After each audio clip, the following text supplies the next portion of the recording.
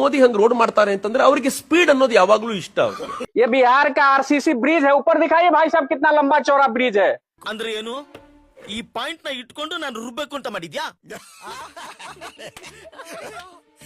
ಭಾಸ್ಕರ ನೀನ್ ಯಾವ್ದೋ ಒಂದ್ ಪಾಯಿಂಟ್ ಇಟ್ಕೊಂಡು ರುಬ್ಬೋದಂತೂ ಗ್ಯಾರಂಟಿ. ಅವರು ಸ್ಲೋ ಮಾಡೋದು ಇಲ್ವೇ ಇಲ್ಲ. ಅವ್ರ ಜೊತೆಗೆ ಸರಿಯಾಗಿ ನಿತಿನ್ ಗಡ್ಕರಿ ಬೇರೆ ಸೇರ್ಕೊಂಡಿದ್ದಾರೆ. ಏನ್ ಅದ್ಭುತವಾಗಿದೆ ಅಂತಂದ್ರೆ ನಾನೊಂದಷ್ಟು ರೆಕಾರ್ಡ್ಸ್ ತೋರಿಸ್ತೀನಿ ನಿಮ್ಗೆ. Next slide.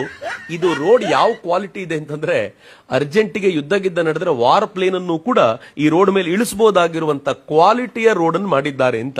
ವೇಗಕ್ಕೆ ಇನ್ನೊಂದು ಅರ್ಥ ಅಂತ ಏನಾದ್ರು ಇದ್ರೆ ಅದು ನರೇಂದ್ರ ಮೋದಿ ಅಂತ. ಭಾರತದ ರೋಡ್ಸ್ ಅನ್ನ ಈ ಮನುಷ್ಯ ಯಾವ ಲೆವೆಲ್ಗೆ ತಗೊಂಡು ಹೋಗಿದ್ದಾನೆ ಅಂತ.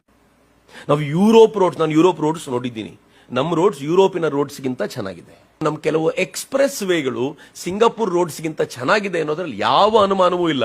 ಇಂಟರ್ನ್ಯಾಷನಲ್ ಸ್ಟ್ಯಾಂಡರ್ಡ್ಸ್ ಗೆ ತಕ್ಕಂತ ರೋಡ್ಸ್ ಅನ್ನ ಇವತ್ತು ನಾವು ಭಾರತದವರು ಮಾಡ್ಕೊಳ್ಳಿಕ್ ಸಾಧ್ಯವಾಗಿದೆಯಲ್ಲ. ನಾನು ಯಾಕೆ ಸ್ಲೈಡ್ಸ್ ಎಲ್ಲ ತೋರಿಸಲೇಬೇಕು ಅನ್ಕೊಂಡೆ ಅಂತಂದ್ರೆ ನಾನು ಎಷ್ಟೇ ಹೇಳಿದ್ರು ತಲೆಗೆ ಹೋಗ್ತಿರ್ಲಿಲ್ಲ. ಇದು ಸೀಯಿಂಗ್ ಇಸ್ ಬಿಲೀವಿಂಗ್ ಅಂತ. ಅಯ್ಯಯ್ಯೋ, ಹೊಟ್ಟೆ ಪಾಡ್ಗೋಸ್ಕರ ನಮ್ ಜನ ಎಂತೆಂತ ವೇಷ ಆಗ್ತಾರಯ್ಯ. ನಿನಗೆ ಗತಿ ಬರಬಾರ್ದಾಗಿತ್ತು.